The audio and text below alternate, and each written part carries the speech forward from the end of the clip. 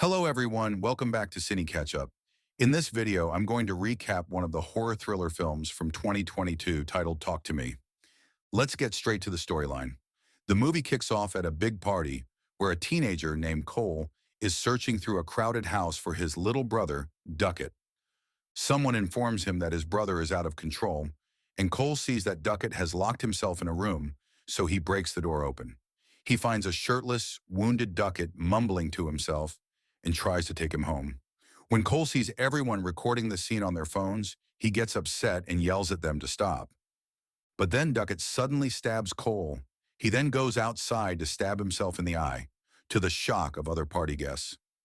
In the next scene, we see Mia, a 17-year-old high school student. Mia's struggling with the 2-year anniversary of her mom's death.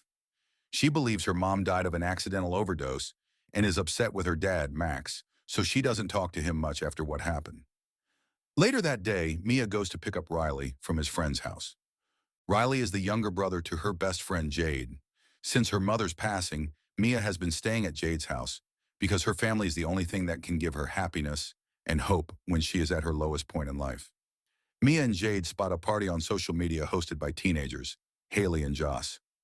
Rumor has it they're dabbling in some creepy, dark stuff with the party guests, but Mia's best friend Jade thinks it's all a fake act. Mia wants to see for herself, so Jade decides to go only because her boyfriend Daniel will be there. Together with her younger brother Riley, all three of them sneak out and head to the party. They finally make it to the party, and there we meet with Jade's boyfriend, Daniel, who turns out to be Mia's ex-boyfriend. They are still friends even though they were once together. Sometime later, Haley and Joss introduce them to the game that everyone's into. The game is called Talk to Me. The main attraction is an embalmed hand from a medium, and it's got some weird writing on it. The game's pretty straightforward. You hold the embalmed hand, light a candle, and say the words "Talk to me." That's supposed to summon a demon or spirit, but only the person holding the hand can see it. Then that person says, "I let you in," and immediately they're possessed by a demon. Mia raises her hand and volunteers to be the one who gets possessed. Haley, the host, gives her a heads up that the connection needs to be cut within 90 seconds by blowing out the candle, in order to prevent the spirits from binding themselves to that person. Mia starts by holding the embalmed hand and saying, "Talk to me," and then sees the ghostly image of an old man, which initially gives her a scare. Jade is hesitant to let Mia continue the game, but she regains her composure from Haley.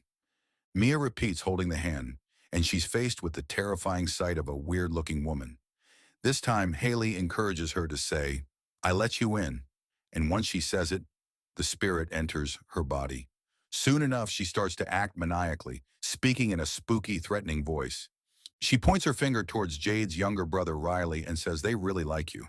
The door creaks open on its own, and when the time reaches 83 seconds, Joss tries to pull Mia away from the hand before the 90-second mark. But the demon doesn't want to let the hand off and yells at Riley to run. Eventually, Haley and Joss manage to cut Mia's connection with the spirit, even though it's gone a bit over the 90-second mark.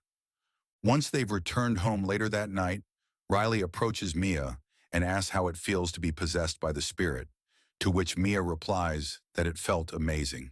She could hear, see, and feel everything while smiling. Mia has such a great time being possessed by the demon that Jade's boyfriend Daniel decides he wants to do it. Haley agrees to Jade's request, and they'll be doing this at Jade's house that night. They're gathered in Jade's house, waiting for Haley and Joss to begin the spirit summoning game. Daniel immediately sits in front of the embalmed hand, reciting, "Talk to me," and "I let you in," that cause him to be possessed. What's worse is that whoever or whatever possesses Daniel insults Jade and turns him on sexually. While Daniel is drying humping the floor, Jade's dog comes over, and Daniel licks his mouth in a sexual manner. This scene both disgusts and delights the other teens, so they immediately blow out the candle. However, none of them are satisfied, so they all agree to give it another go that very night. Thankfully, Jade's mom, Sue, is out for the night. When Riley asks if he can have a turn, Jade says no since this game is too dangerous, and the others agree because he's too young. As a result, Jade and Riley have an argument, and Jade leaves the room for a moment. Riley then begs Mia to give him a chance, so Mia takes the opportunity to give him a chance. He tells Riley he can give it a shot, but only for 50 seconds, not the usual 90. Hearing this, the boy agrees and is so excited that he goes through the procedure. The boy recites what he has to say, while Haley sets the timer on, and he immediately gets possessed. To everyone's surprise, Riley appears to be possessed by Mia's deceased mother, and things get pretty intense. At first, Mom is saying sweet and heartfelt things, talking about how much she misses her. The other teens want to cut the connection after 50 seconds, but Mia pleads for more time to talk with her supposed mom. As the time limit ticks away, the other teens attempt to cut the connection, but then things take a dark turn. The spirit controlling Riley suddenly turns violent, slamming his head onto the cabinet. It takes Jade and the others some effort to finally remove the hand from Riley's possession. Riley is in bad shape and needs immediate medical attention, so he is rushed to the hospital. Everyone is speechless over the tragedy and at a loss for words when the police arrive to investigate. Feeling guilty for allowing Riley to join them, Mia decides to pack all of her belongings and return to her dad's house. When Mia attempts to visit Riley at the hospital, both Jade and Sue turn her away, blaming her for what happened to him. The mother, Sue, tells Mia to go away and threatens her with calling the police if she returns. But as she's about to leave, she sees her mother's reflection in the window. The mother figure leads her to the toilet, where she hears her mother's voice asking for help. But when she looks inside, no one is there. Following the strange occurrence, Mia starts spending more time with her ex-boyfriend Daniel, and it's obvious that Mia still has feelings for Daniel. Mia thinks that her mother may be attempting to contact her, despite Daniel telling her that he didn't think really Spirit was her mother. That night, as Daniel sleeps over, Mia is awakened by a nightmare. And then suddenly, he sees the spirit of an old woman move towards Daniel and suck on Daniel's foot. Afraid, she desperately yells at him to wake up. But Daniel wakes up to a surprise. It's Mia who's the one sucking on his foot. As a result, Daniel is freaked out and decides to leave the house right away. After he leaves, Mia appears to have taken the hand for herself and sets up a candle to attempt to communicate with her mother's spirit. Her mom, Rhea, finally appears, and Mia can't hold back her burning question any longer. Did her mom's overdose happen by accident, or did she take her own life? Her mom's spirit reassures her that it was truly an accident, and she would never have willingly left Mia. The spirit then shares that Riley is in pain and urgently needs help. Over at the hospital, Jade is trying her best to assist Riley, but he's still under the possession and ends up biting her. He then falls to the floor, banging his head against the wall in the bathroom. The demon inside him is trying to harm him, but fortunately, the doctor intervenes and controls the situation.